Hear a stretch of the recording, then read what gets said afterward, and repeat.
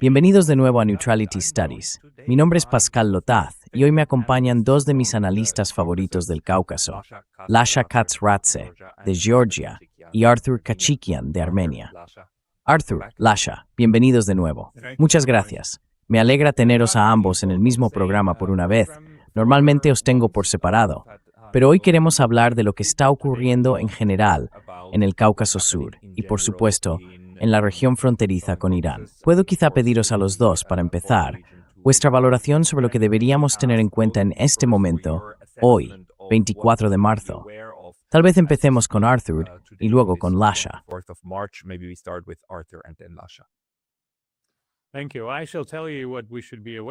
Gracias. Te diré de qué deberíamos ser conscientes. Se avecina una catástrofe económica. No soy economista, pero por lo que veo en las noticias y los titulares, los precios del combustible, el gas, el petróleo y luego los precios de los alimentos van a dispararse. Nos enfrentamos a una crisis económica global. En algunos países asiáticos ya hay escasez de combustible. Esto se va a extender. Y estamos contemplando esta locura, este proyecto de ocupar el estrecho de Hormuz y la isla de Karg, lo que va a intensificar aún más el conflicto, provocar bajas estadounidenses y convertir a los soldados estadounidenses en blancos fáciles para los drones y misiles iraníes. Así que, incluso desde el punto de vista militar, esto no tiene ningún sentido. Y aunque tuviera éxito, allanaría el camino para que Estados Unidos se adentrara en escenarios como los de Irak y Afganistán. 8 años en el primero, 20 en el segundo. Ya no sé cómo razonar con las personas que toman estas decisiones. Eso es, en resumen, lo que diría en pocas palabras. Lasha, ¿cuál es tu principal objetivo en este momento mientras intentas comprender lo que está ocurriendo en Irán y sus alrededores?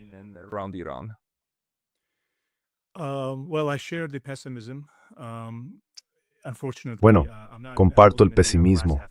Lamentablemente veo el vaso medio vacío aquí, porque mira, sabemos que esta guerra, primero la guerra de 12 días, y ahora este plan para destruir y desmembrar Irán y otras naciones soberanas, tiene algo mucho más grande detrás. Por supuesto, hay un elemento muy fuerte y fundamental aquí, que es, ya sabes, Israel, y la forma en que se han llevado a cabo las negociaciones. Yo volvería a principios de los años 90, cuando Israel quería penetrar en la región a través de Azerbaiyán. Ese elemento no puede excluirse, pero por supuesto hay una visión más amplia aquí.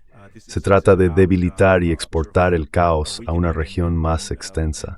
Y el objetivo aquí es Rusia, el objetivo aquí es China, a costa de los subordinados, las repúblicas del Cáucaso Sur.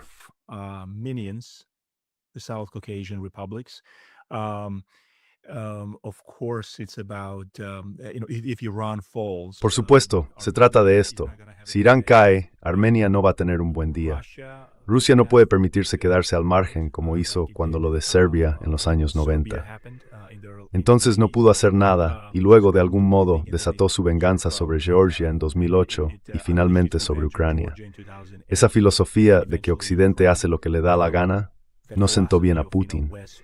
Pero, al mismo tiempo, tampoco pudieron hacer nada con Kosovo cuando Bush separó Kosovo, una parte histórica de Serbia.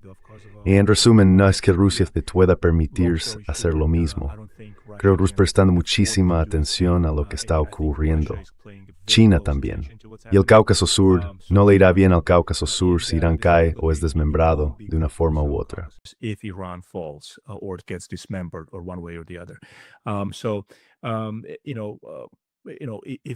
Así que ya sabes, si esta guerra se intensifica, las 3 repúblicas estarán bajo presión. Yo sigo manteniendo mi postura y digo que si Aliyev cree que esto es algún tipo de triunfo, bueno, hubo un triunfo a corto plazo. Todos sabemos lo que pasó con Nagorno-Karabaj. Pero no hay profundidad estratégica ni futuro estratégico si evaluamos la situación de esa manera, ni para Azerbaiyán ni para Armenia. Entonces, ¿en qué está pensando Pashinyan? Quizá Arthur pueda darnos una mejor interpretación al respecto. Sé que Georgia se mantiene bastante al margen, de forma muy inteligente. Pero en general, creo que todo este fiasco iraní supone un posible desastre para toda la región, sin mencionar los efectos económicos y los proyectos geoeconómicos que están en marcha.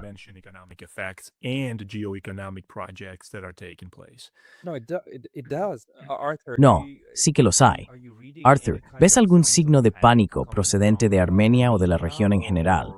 Quiero decir, esto es extremadamente peligroso también para el Cáucaso Sur, ¿verdad? Además de todos los crímenes que ocurren a diario con el bombardeo de Irán.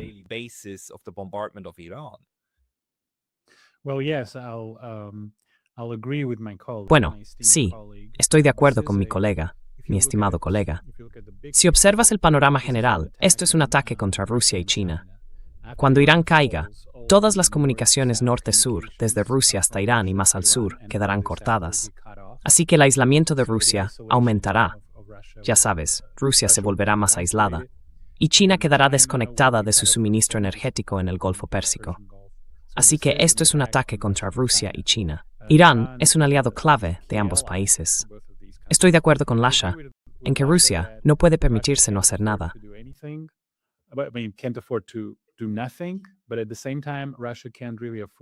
Pero al mismo tiempo, Rusia realmente no puede permitirse involucrarse, porque ya está inmersa en un conflicto a gran escala con prácticamente todo el bloque de la OTAN en Ucrania. Así que resulta difícil imaginar cómo podría Rusia asumir otra región. El Cáucaso en su conjunto es otro polvorín. Se puede trazar un paralelismo con los Balcanes o con Oriente Medio. Es como unos segundos Balcanes o un segundo Oriente Medio. Puede estallar. De hecho, estalló en los años 90. Si lo recuerdas, hubo la guerra en Chechenia, el conflicto entre Georgia y Abjasia, y luego Osetia, y el conflicto entre armenios y azerbaiyanos por Karabaj, que ya no existe. La población ha sido expulsada.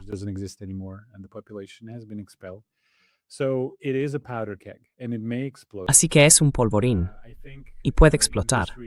Creo que en esta región, lo que estamos viendo es probablemente la hegemonía de Turquía y Azerbaiyán. Están en una estrecha alianza. Esto no va a ir muy bien para los armenios. Esta persona, que fue llevada al poder por terceros países, no es realmente nuestro líder. Es un autócrata, un tirano. Está arrestando a los líderes de nuestra iglesia, arrestando a periodistas, golpeándolos, arrestando y golpeando a abogados, cosas que nunca veríamos en Occidente. Pero lamentablemente cuenta con el apoyo de Occidente. No es el primer ni el último dictador apoyado por Occidente. La estrategia de este tipo es la sumisión total. Básicamente, ha rendido a Armenia. Está cumpliendo, ejecutando cada orden que recibe de nuestros países vecinos y de Europa.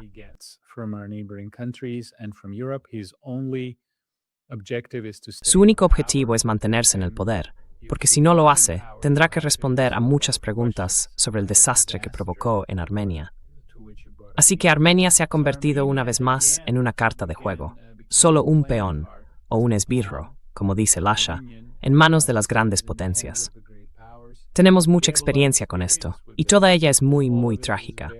Normalmente termina con los armenios siendo exterminados. Los kurdos aprendieron esta lección 2 veces en los últimos 8 o 10 años, y nosotros la hemos aprendido a lo largo de los últimos 150 años. Una de las razones por las que ocurrió el genocidio de los armenios fue porque confiaron en ciertas potencias para que los protegieran, los defendieran, y ya sabes, intentaron depender de ellas.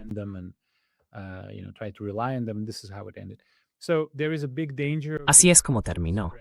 Existe un gran peligro de que este conflicto se extienda al Cáucaso. Espero que no ocurra.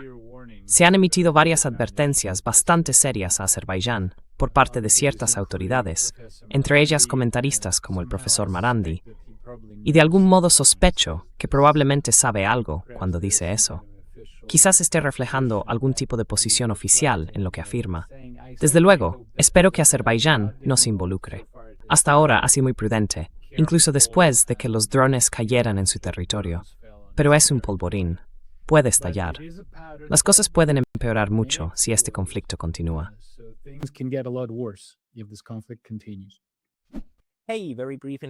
Oye, una breve pausa. Me banearon recientemente de YouTube. Aunque ya he vuelto, esto podría volver a ocurrir en cualquier momento. Así que por favor considera suscribirte no solo aquí, sino también a mi lista de correo en Substack.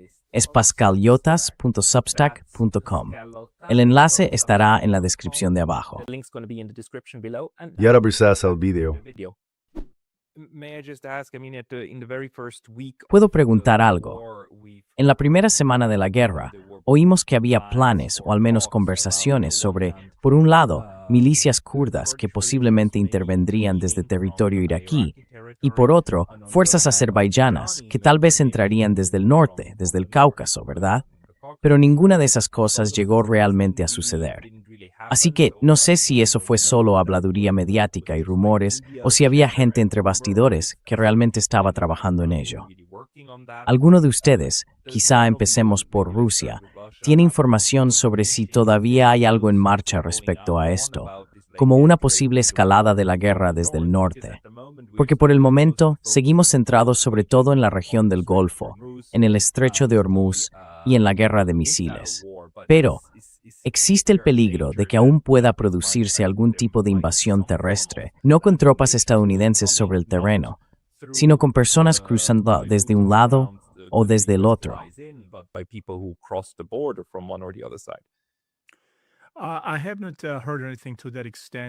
No he oído nada en ese sentido ni con ese nivel de detalle, Pascal, salvo decir que toda la cuestión kurda ha sido un problema de larga data en Oriente Medio. Turquía ha sabido aprovecharlo quizá de forma brillante en su propio beneficio. Erdogan ha jugado bien sus cartas, pero hasta qué punto su apuesta prevalecerá y continuará es otra cuestión. Recordamos cómo lo utilizó a su favor cuando Siria se derrumbó. Pero la cuestión es que Turquía es un elemento enorme en todo esto, una parte esencial de todo el asunto. Ahora mismo está manteniendo una posición ambigua, jugando con su equilibrio regional, y eso le ha funcionado a Erdogan. Seamos sinceros al respecto.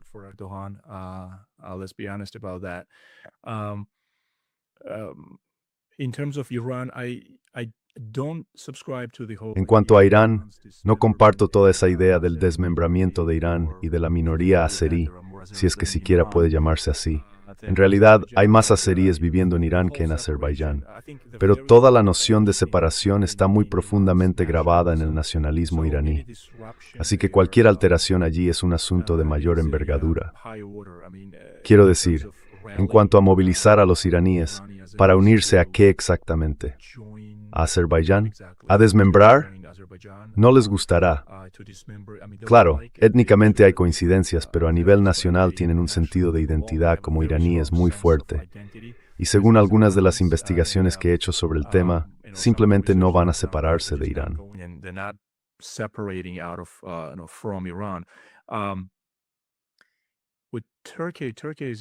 Con Turquía es interesante. Ha estado jugando esa especie de carta de soy miembro de la OTAN, ocupándose de todo el asunto kurdo, aprovechándose de ello y resolviéndolo hasta cierto punto. Pero Turquía está jugando un juego, creo. Está apostando. ¿Qué pasa? Ya sabes, porque la situación turca es, Turquía tiene toda esta idea panturca que mantiene con respecto a Israel, con respecto a Azerbaiyán, por supuesto. Me temo que Turquía con el tiempo podría quedarse desnuda y abandonada, de verdad. Sí, Turquía ha dicho, creo que antes de... Bueno, me estoy desviando un poco aquí.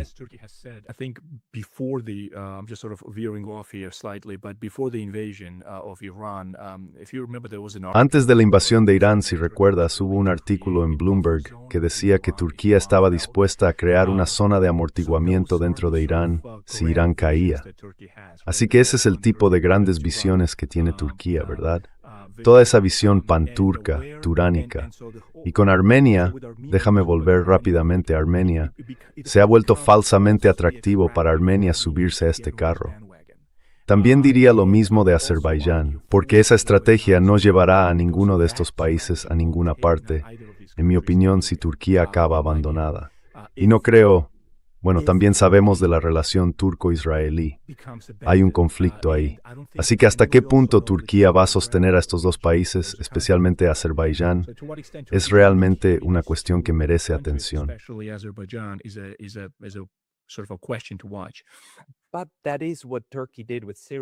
Pero eso es lo que hizo Turquía con Siria.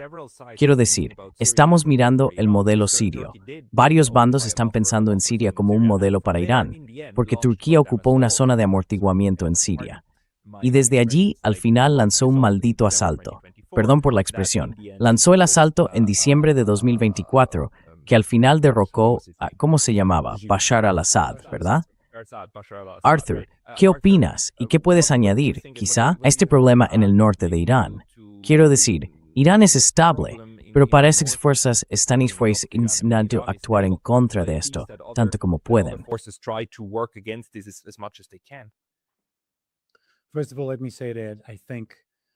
Antes que nada, permíteme decir que creo que Estados Unidos se ha metido en una mala situación. Cayó en esta trampa y está intentando encontrar una salida.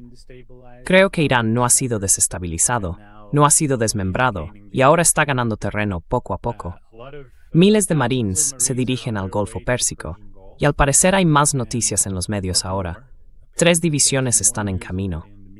Por lo que estoy leyendo, no tengo acceso a fuentes secretas, ni debería tenerlo, pero algunos medios informan de que miles más se dirigen a Oriente Medio.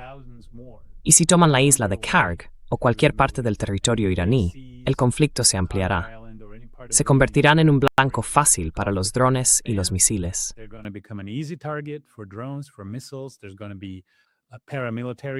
Va a haber grupos paramilitares, actividad terrorista, va a ser un Afganistán número 2 o un Irak número 2. Ya lo hemos visto todo. Sabemos cómo funciona esto.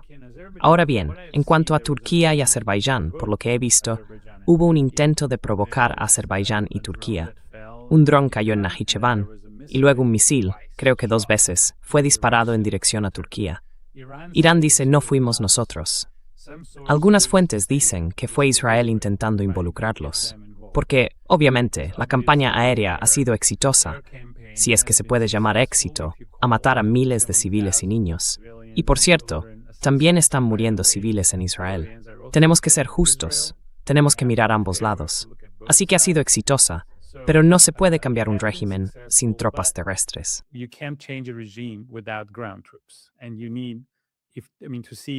Y necesitas, quiero decir, apoderarte de todo el territorio de Irán. Según nuestros expertos militares, harían falta cientos de miles de tropas. Espero que no cometan un suicidio intentando eso. Si solo ocupan una pequeña parte del territorio, se convertirán en un objetivo, y veremos muertes, bajas, muchas bajas entre los estadounidenses. Así que intentaron involucrar a los kurdos, y por lo que he leído, los kurdos dijeron que no. Me engañaste 3 veces, la culpa es mía.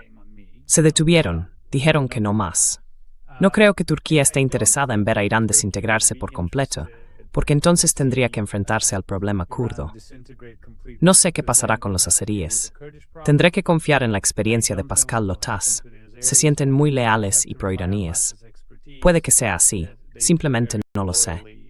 No soy un experto en Irán.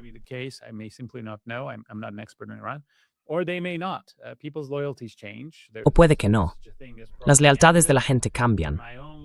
Existe algo llamado propaganda. En mi pequeña república, durante 30 años, consideramos a la gente de Karabaj como nuestros compatriotas. Y luego, durante decenas de años, la propaganda occidental nos enseñó que no eran armenios, que eran gente terrible. Literalmente, eso fue lo que nos enseñaron los medios patrocinados por Occidente. Así que si Irán se desintegra, el problema kurdo vuelve a surgir. Y eso es un problema muy grande para Turquía. Estoy intentando recordar. ¿Qué? 15 millones de kurdos viviendo en su territorio. Así que el escenario de Irak es posible. En Irak, los kurdos tienen su propia autonomía y parece que mantienen algún tipo de relación funcional con Turquía.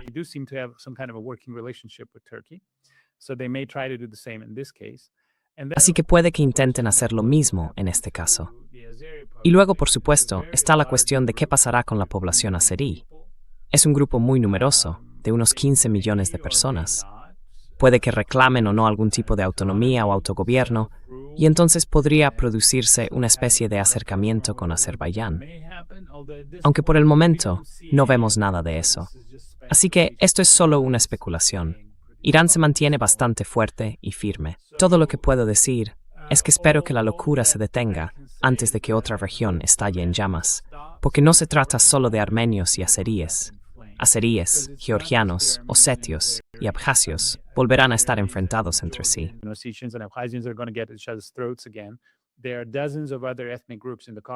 Hay docenas de otros grupos étnicos en el Cáucaso, y algunos países no dudarán en usar esto como un arma contra Rusia. Ya lo hicieron en los años 90.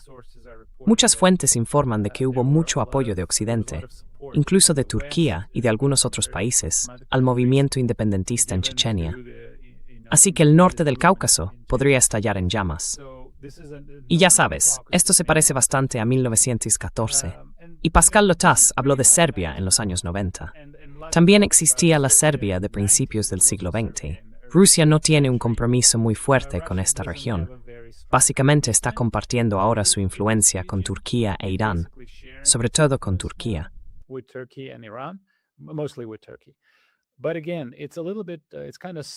Pero de nuevo, está un poco atascado, porque realmente no tiene, ya sabes, a Inglaterra y Francia como aliados, como los tuvo durante la Primera Guerra Mundial, y se enfrenta a todo este bloque occidental.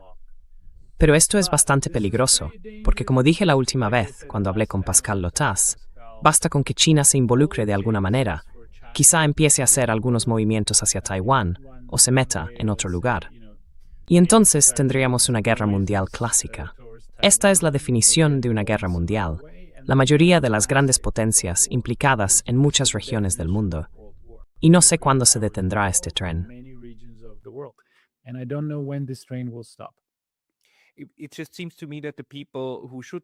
A mí me da la impresión de que las personas que deberían estar interesadas en detener esto en este momento están haciendo exactamente lo contrario. Quiero decir, seguimos hablando de esto como si Donald Trump se hubiera metido solo en un atolladero, pero parece que esto es precisamente lo que quieren. Es como coger una región y prenderle fuego. Cualquier barril de pólvora que encuentren, lo encienden y observan cómo explota. Quiero decir, todo el grupo de aliados en la región del Golfo, Qatar, Bahrein, Kuwait, fueron básicamente sacrificados, ¿no? Es como si dijera, ahí lo tenéis. Sabemos que os van a atacar.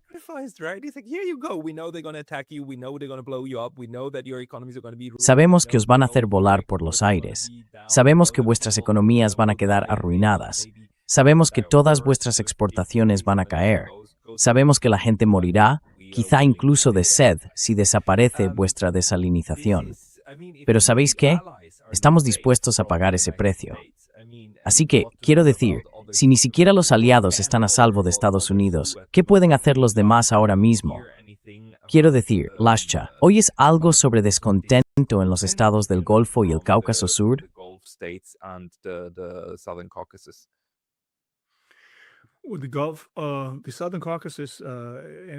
Con el Golfo y el Cáucaso Sur, todos los expertos con los que he hablado y todo lo que he podido leer e investigar están preocupados. Pero esto no es, recuerda, es una situación muy extraña. Todo el Cáucaso Sur, como espacio geopolítico, se encuentra en una posición muy peculiar desde el principio. Por un lado, algunos lo ven como una extensión de Oriente Medio. Otros lo consideran parte de Europa, pero nunca se ve afectado directamente. Siempre es más bien un efecto colateral que influye en la región, ¿verdad? El principal epicentro, por supuesto, es Oriente Medio, en su sentido tradicional. Rápidamente estoy de acuerdo con Arthur en que Turquía no quiere que Irán se desintegre y estalle en un escenario similar al de la era posterior a Assad.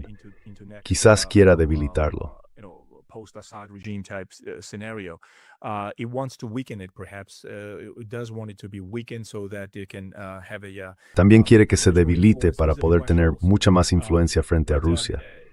Pero me molesta que todo el mundo existía esa especie de sabiduría convencional en las relaciones internacionales, según la cual 3 grandes regiones, si se me permite mencionarlo, son de vital importancia para la seguridad de Estados Unidos, ¿verdad? Europa Occidental, Oriente Medio y el noreste de Asia. Es decir, China. Exacto. Y ya sabes, equilibrar o hacer retroceder, según se quiera ver, el posible conflicto con China o gestionar esa cuestión. Y sin embargo, aquí estamos, viendo esto. Recuerda la primera guerra del Golfo con Bush padre, justo después de que Saddam Hussein imprudentemente entrara en Kuwait. Y luego vimos lo que ocurrió allí.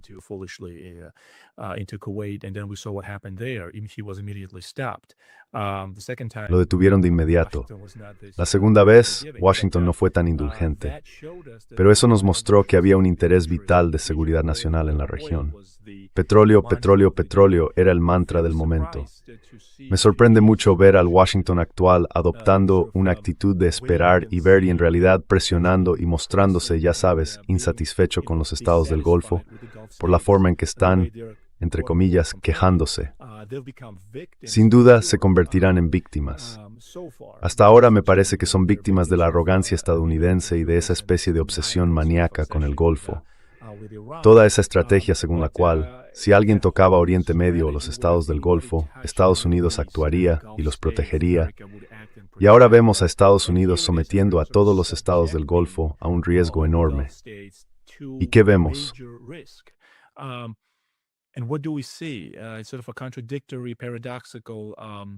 Es una especie de cadena de acontecimientos contradictoria y paradójica que se está desarrollando. Están en riesgo por parte de Irán, el enemigo de Israel y de Estados Unidos. ¿Hasta qué punto esa cuestión se aplica en esta situación concreta? No lo sé. Sí, por supuesto, el petróleo será protegido. Y si podemos imaginar una protección a gran escala, si China actuara y si nos permitimos fantasear un poco con esto, ampliar nuestros horizontes e imaginar que China decidiera manipular Oriente Medio hasta el punto de expulsar a Estados Unidos, por supuesto que Estados Unidos actuaría. Pero ahora estamos viendo cómo Estados Unidos está, en cierto modo, sacrificando a estos estados del Golfo. Me plantea una duda. Quizá esté completamente equivocado teóricamente, pero tal vez podrías... No.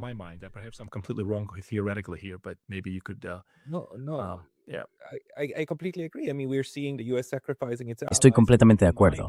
Quiero decir, estamos viendo a Estados Unidos sacrificar a sus aliados, lo que en mi opinión debería en realidad aumentar el incentivo para que todos esos estados de la zona declaren básicamente su neutralidad de una forma u otra, para distanciarse de esto.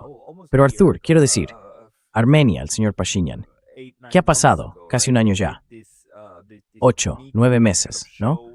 Hicieron esta reunión, esta especie de espectáculo en Washington, donde Armenia y Azerbaiyán se dieron la mano y Donald Trump dijo, jaja, he resuelto la guerra. Y luego iban a hacer el viaje, ¿verdad? Este corredor de Trump, el corredor de Sanguesur, con un arrendamiento de 99 años a Estados Unidos, una especie de tutela, un acuerdo muy del siglo XIX. Quiero decir, esto no está firmado, no es un tratado ratificado ni nada por el estilo, pero la idea sigue ahí, ceder este corredor que limita con Irán, el Irán armenio, a Estados Unidos bajo su control. Es posible que los armenios, especialmente ahora, sigan viendo esta idea de Pashinyan y digan, sí, adelante, eso está bien.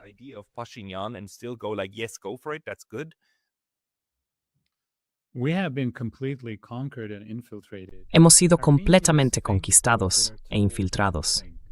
Los armenios piensan lo que se les dice que piensen. Somos una pequeña república de 2,5 millones de personas. Tenemos cientos de blogueros que han sido formados en Occidente o pagados por Occidente. Nuestro único canal de televisión está completamente controlado por el gobierno. Tenemos miles de personas que reciben dinero de Occidente para lavar el cerebro de nuestra población a diario. Por eso dije que este es el fin de la democracia. La democracia se ha convertido en el arte de manipular la mente de las personas a través de las redes sociales. Esto es una colonización informativa, una anexión informativa de un país.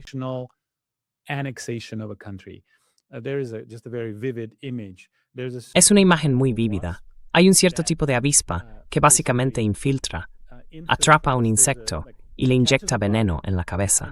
El insecto queda paralizado y entonces la avispa pone sus huevos en su cerebro. Los huevos empiezan a comérselo vivo y ni siquiera puede moverse. Es una imagen muy desagradable, pero esto es lo que les ocurre a países como este. Se produce una conquista informativa. Tu cerebro queda conquistado. Los armenios fueron convencidos por esta gente de que entregar su territorio y básicamente convertirse en una colonia, como dijiste, fuiste muy educado al expresarlo, En realidad, nos convirtieron en una colonia.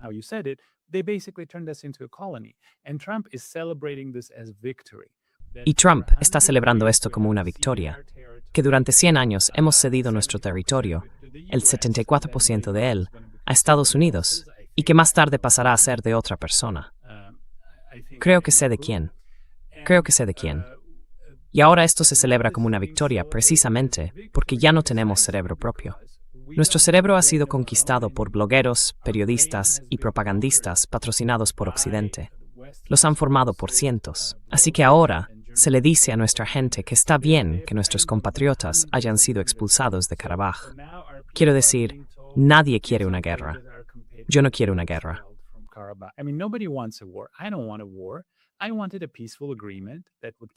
Yo quería un acuerdo pacífico que mantuviera a esa gente allí. Algún tipo de arreglo de reparto de poder, como se hace en todo el mundo. No soy enemigo de Azerbaiyán ni de los armenios. Creo que los seres humanos deberían aprender a gobernarse a sí mismos. Pero esto es una rendición. Y nos convencieron de que rendirse es algo bueno. Nos convencieron todos esos medios patrocinados por Occidente. Quiero decir, mira, en el caso de Georgia, Lasha puede explicarlo mejor que yo.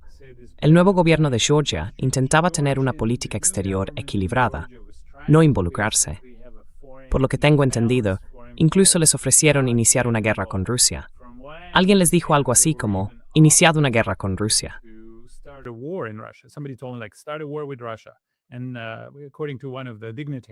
Según uno de los dignatarios de Georgia dijo, bueno, solo podemos resistir unos pocos días.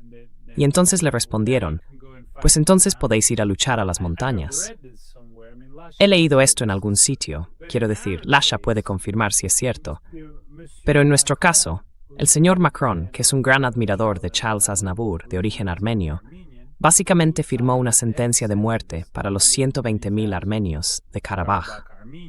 Estaba en Praga cuando se rindieron, sentado justo al lado de nuestro pequeño Saddam Hussein. Le dijo a nuestro gobierno, nos encantaría que os convirtierais en una zona de contención contra Rusia. Lo dijo abiertamente. Y un diputado británico también afirmó que estarían encantados de defender a Armenia contra Rusia, pero no contra ningún otro país, básicamente.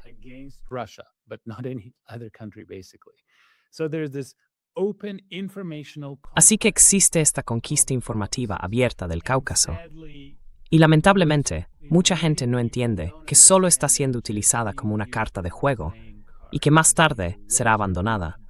Como Georgia fue abandonada en 2008, después de que se provocara aquella guerra, como los armenios fueron abandonados a lo largo de los últimos 150 años, sin cesar. Y todo esto solo terminó de una manera.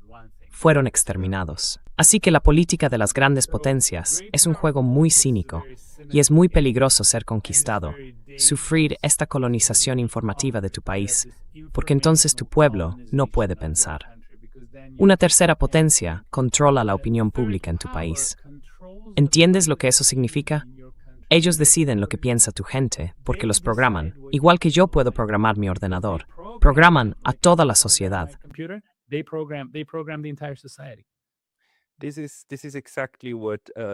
Esto es exactamente lo que Georgia ha estado intentando cerrar con la ley de ONG y demás. Hablamos de esto la primera vez que conversamos, creo que hace unos 2 años o así.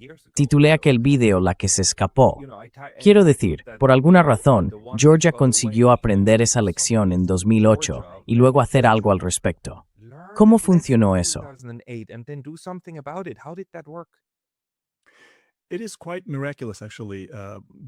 Es bastante milagroso, en realidad, basándome en lo que dijo Arthur, lo despiadado que puede ser el sistema internacional, especialmente con los estados pequeños, divididos y débiles.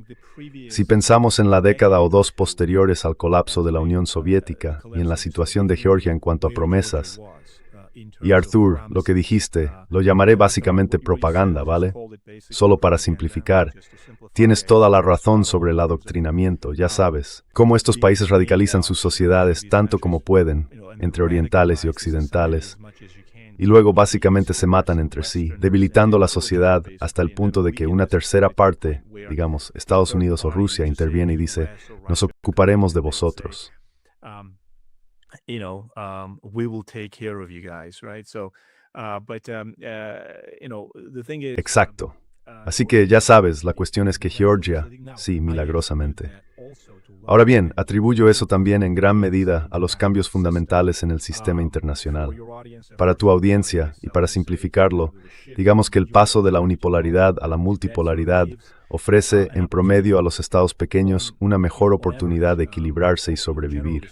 No hay garantías, claro, pero creo que la literatura sobre este tema sugiere que durante un clima multipolar o de equilibrio de poder, los estados pequeños tienen muchas más posibilidades. Así que ya sabes, todos lo sabemos, y la historia lo demuestra en cierto modo, porque durante el momento unipolar, Georgia no tenía ninguna posibilidad. Georgia stood no chance. Idealism was giving primacy. Se dio prioridad al idealismo. Es asombroso lo paralizada que se ha vuelto la sociedad georgiana a lo largo de las décadas. Palabras como realismo, pragmatismo, realpolitik e intereses de seguridad nacional se han distorsionado. Ni siquiera se oían mucho hasta hace, diría yo, unos pocos años, cuando este tipo de lenguaje realista empezó a entrar en la sociedad georgiana y a politizarse. Eso ya es una tragedia en sí misma. Así que sí, Arthur tiene toda la razón cuando dice que estos países han sido utilizados en beneficio de las grandes potencias, no porque quieran hacer algún tipo de construcción nacional en Georgia, Armenia o el Cáucaso Sur, ni porque quieran desarrollar o modernizar la región, sino porque sienten un odio visceral hacia Rusia.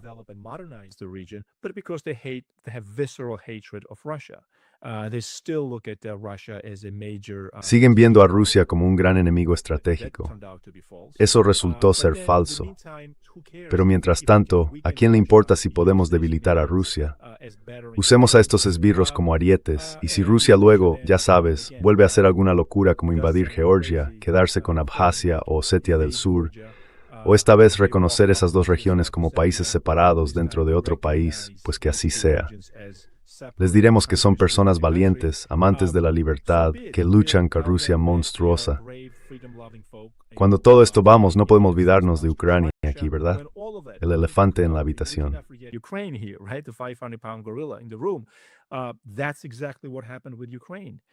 Eso es exactamente lo que pasó con Ucrania. Sabes, podemos usar todo tipo de palabras, provocado, insensato, lo que sea. Podríamos haber evitado esto. Todo eso es cierto. Pero imagina, piensa en el momento en que hablamos de estos temas. Siempre a posteriori. Siempre ocurre así. Y luego siempre nos disculpamos en Occidente. Siempre decimos, claro, esto podría haberse evitado. Bueno, hay mucha gente inteligente en Washington y Bruselas que podría haber dicho, evitamos esta locura. Avos savedrus nunca polemishita forja, y moravio crarias con gorin, adestim and members de l'OTAN tal suez. Become members of NATO on its borders. Lasha, but they did say that. Lasha, I'm so sorry. Lo siento mucho.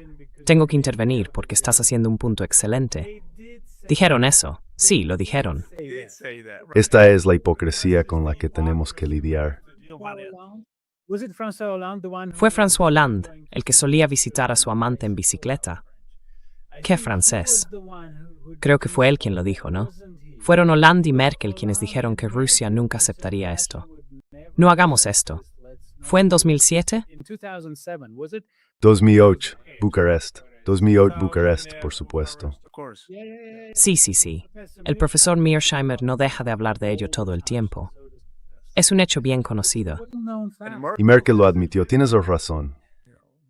Yeah, so Arthur, keep talking. I mean, this is the Arthur, sigue hablando. Quiero decir, esta es la cuestión, lo sabíamos, lo vimos, lo predijeron Mearsheimer y otros, y se entendía perfectamente. Y aún así, maldita sea, ocurrió. Y al igual que con Irán, está previsto. Sabemos que esto va a ser una masacre o un asesinato en masa o ambas cosas por todas las partes. Y aún así, está ocurriendo. Arthur, first let me say that my heart breaks when I see Primero, déjame decir que se me parte el corazón cuando veo las muertes, cuando veo a jóvenes ucranianos, a jóvenes rusos muertos. Veo miles de tumbas. Veo a esa pobre gente arrastrada a la calle, obligada a ser reclutada. Es desgarrador. Gritan mientras los meten en coches para enviarlos a la picadora de carne. Son personas que vivían en paz, para bien o para mal, con todos los problemas de formar parte de un imperio, si es que lo llamas imperio. No hay debate sobre eso. Vivían en paz y no merecían asesinados en tal número, porque las cifras que estoy oyendo, del New York Times, hablan de más de 1,5 millones. ¿Estás bromeando? ¿Entiendes lo que habéis hecho?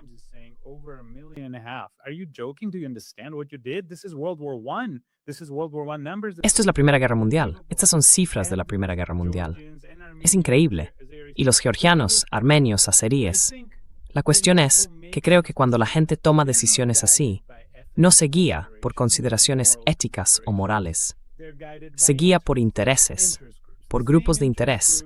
Los mismos grupos de interés que empujaron a Trump a esta guerra horrible, a esta trampa de la que ahora intenta salir. Son grupos de interés, ciertos procedimientos organizativos para la toma de decisiones, prejuicios personales. Como dije, cuando estaba en la Unión Soviética, era la persona más pro-occidental. Era muy comprensivo, y tengo muchos amigos, y realmente adoro a las repúblicas bálticas.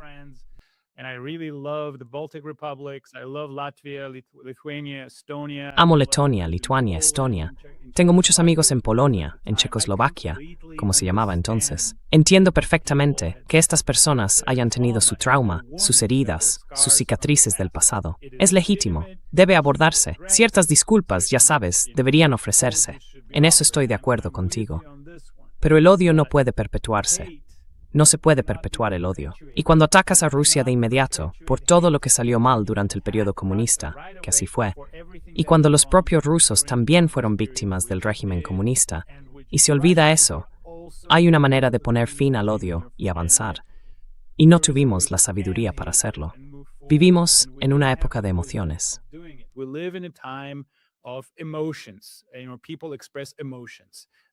Sabes, la gente expresa emociones. Y ahora estamos gobernados por personas que son como niños pequeños. Se dejan llevar por las emociones. Son como fanáticos. Quiero decir, cité a Pete Hegseth el otro día. Ya sabes, un tipo muy macho, muy de hombres, con un gran número de seguidores, probablemente en su mayoría mujeres, y un pequeño porcentaje de hombres. Pero habla como un niño pequeño. Esta gente habla como niños. No sé cómo convencerlos. No sé qué decirles. Estáis provocando una hambruna global. Un representante de las Naciones Unidas dijo que podríamos enfrentarnos a millones de refugiados, potencialmente, y a una crisis de hambre mundial comparable a la de 1929. Y aún así, no pueden parar. Así que no sé cómo discutir con esta gente.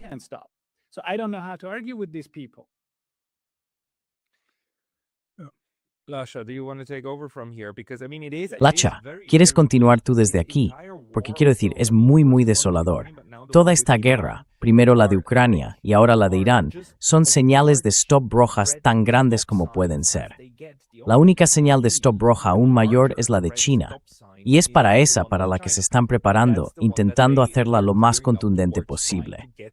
Si seguimos el argumento de Brian Berletic, entonces todo esto, incluida Ucrania e Irán, se está haciendo con el fin de tener una guerra con China antes de que se vuelva irreversiblemente más grande y poderosa que Estados Unidos. ¿Puedes sacar algo en claro de eso?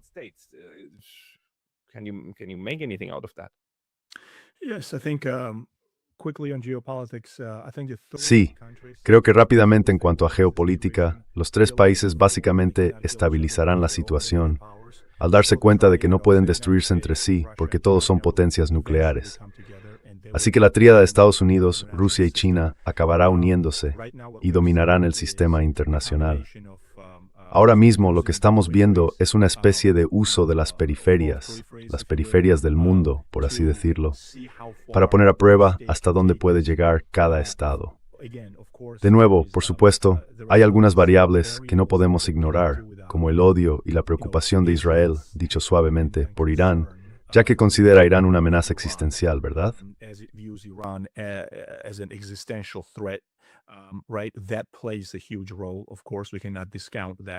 Eso desempeña un papel enorme. Por supuesto, no podemos pasarlo por alto. Pero en general creo que desde un punto de vista estratégico global, los tres países acabarán uniéndose y en gran medida estabilizarán sus intereses de seguridad nacional.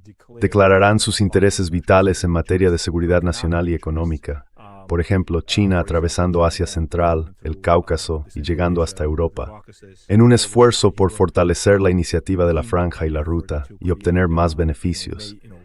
Así, los proyectos geoeconómicos entrarán en sinergia con los intereses geopolíticos. Y entonces creo que estos tres países, al final, estabilizarán la situación.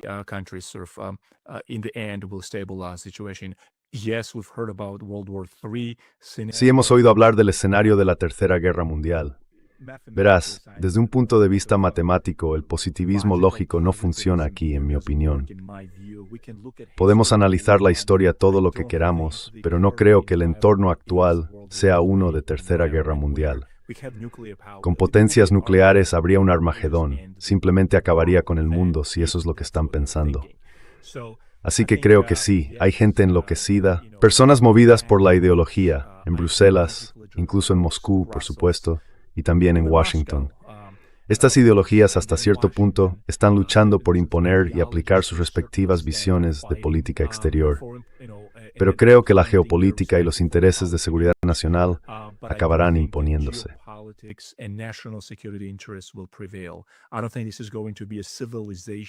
No creo que esto vaya a ser un choque de civilizaciones, aunque pienso que la tesis de Huntington es la que más se aproxima, ¿verdad? En cuanto a parecerse a lo que está ocurriendo aquí. Hay una especie de sentido bíblico en la forma en que Israel está abordando Oriente Medio y toda la cuestión palestina. El gran Israel y luego Irán, por supuesto. Pero creo que la política de poder duro prevalecerá. Hay una ironía ahí, porque la política de poder duro es básicamente necesito lo que necesito, cueste lo que cueste, pero luego se equilibrará con las otras dos. Así que, sí.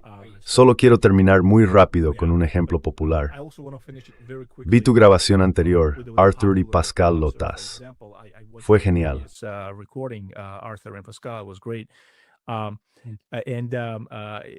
Y creo que en el fondo todos somos liberales encubiertos, déjame decirte.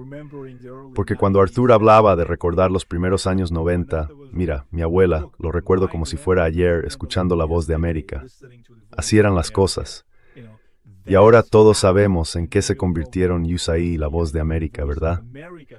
Pero la cuestión es que todos creíamos de forma innata en el proyecto occidental, en el dividendo de la paz. El dividendo de la paz no nos dio muchos dividendos, por desgracia.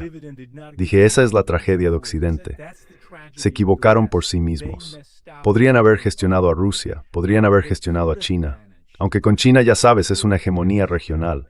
Rusia nunca iba a ser una hegemonía regional. Eligieron no hacerlo.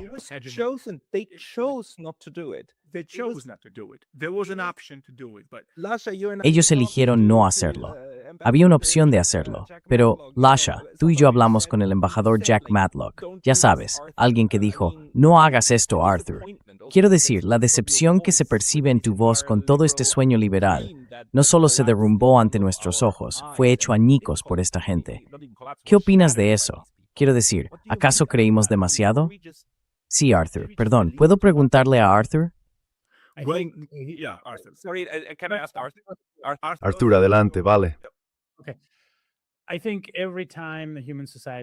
Creo que cada vez que la sociedad humana atraviesa una cierta transición, inventa un sistema concebido como justo, no corrupto, ético, ya sabes, justo.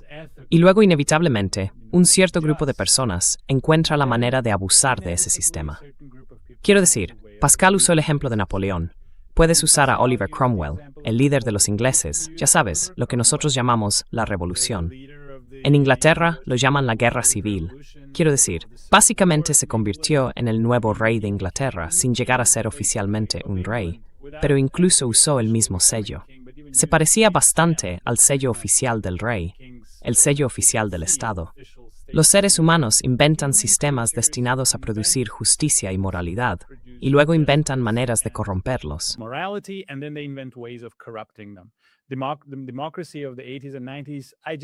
La democracia, en los años 80 y 90, lo recuerdo de mi adolescencia, me parecía la tierra prometida.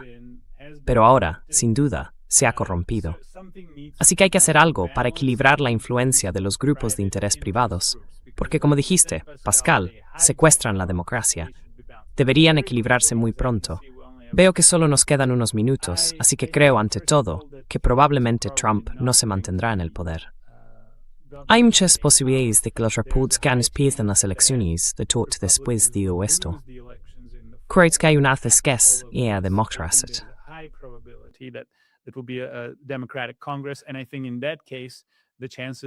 Y creo que en ese caso, las probabilidades de que se inicie un proceso de destitución son bastante altas. Creo que hay muchas posibilidades de que sea destituido. Pero entonces tendremos a nuestros maravillosos demócratas en el poder. Y luego, si siguen los pasos de la anterior administración demócrata, la cruzada demócrata continuará. Esa cruzada ideológica de difundir la democracia por la fuerza. Y como dijimos durante nuestra primera entrevista, Pascal, esa no es la manera de hacerlo. Si quieres convertir a la gente, convierte a Lasha y a Arthur como lo hiciste en el pasado, por tu influencia, por tu ejemplo. Y mi punto final, creo que lo que estamos viendo ahora es algo periférico.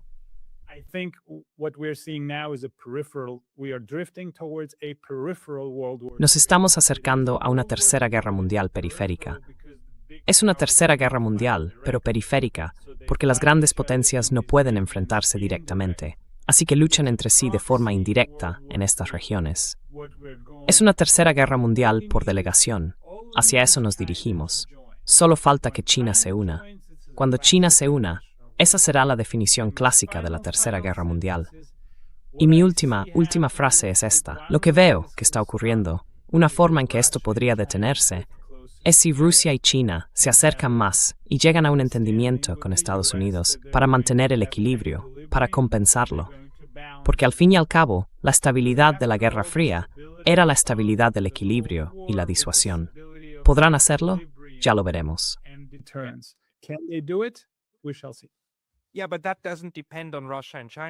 Sí, pero eso no depende de Rusia y China. No depende. Depende de que Estados Unidos esté dispuesto a aceptar un equilibrio. Porque si dicen, oh sí, hagámoslo, y luego lo usan para apuñalarlos por la espalda cada vez que pueden, bueno, ya sabes, hemos visto a Estados Unidos una y otra vez usar la diplomacia, usar ese lenguaje tan bonito y optimista como una forma de atacar otro día. E Irán es el mejor ejemplo de eso, supongo. Pero Lasha, las últimas palabras, tienes un minuto.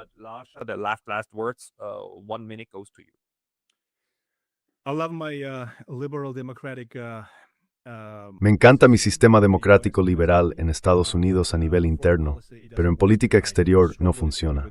Estoy totalmente en desacuerdo con él. Mentiras, propaganda, ya sabes. Y creo que todo debería basarse en el realismo y la moderación. Pero ya sabes, volvamos simplemente al liberalismo clásico. No añadamos el prefijo neo. Limitémonos a mirar y respetar el liberalismo clásico del mundo occidental, la civilización occidental, Europa occidental, donde América, ¿por qué América se convirtió en lo que es? ¿Cuáles eran sus puntos de vista sobre el colonialismo? Y esperemos que esos ideales regresen. Pero en política exterior y en relaciones internacionales, creo que ir por ahí enseñando a la gente cómo vivir sus vidas, cómo llevar sus culturas, y tratando de hacer que se conformen, y ni hablar de las locuras de Bruselas y en gran medida también de Washington, simplemente no funciona.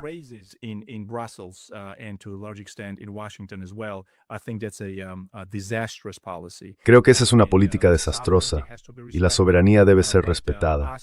Pero para nosotros que vivimos en América, yo que vivo en Estados Unidos, sí veo un valor enorme. ¿Cuál era aquella frase de Churchill? No podemos idear nada mejor que la democracia. Así que creo que debemos defenderla y apreciarla. Pero por desgracia, en las últimas 3 o 4 décadas ha sido, realmente vulnerada y algo ha salido terriblemente mal. No podemos señalarlo con exactitud, pero tenemos una idea bastante clara de lo que fue. Y por eso creo que debemos ser aún más cuidadosos.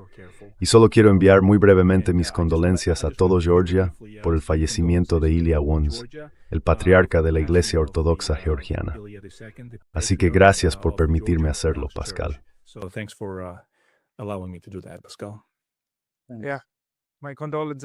Sí, mis condolencias en muchos frentes, también a los iraníes y a todos los que están sufriendo ahora mismo. A todos los que están sufriendo. Así es. Una nota triste para terminar, pero muchas gracias a ambos por vuestro análisis y por las reflexiones que habéis compartido. Arthur Kasikian, Lasha Kazratze, gracias por vuestro tiempo.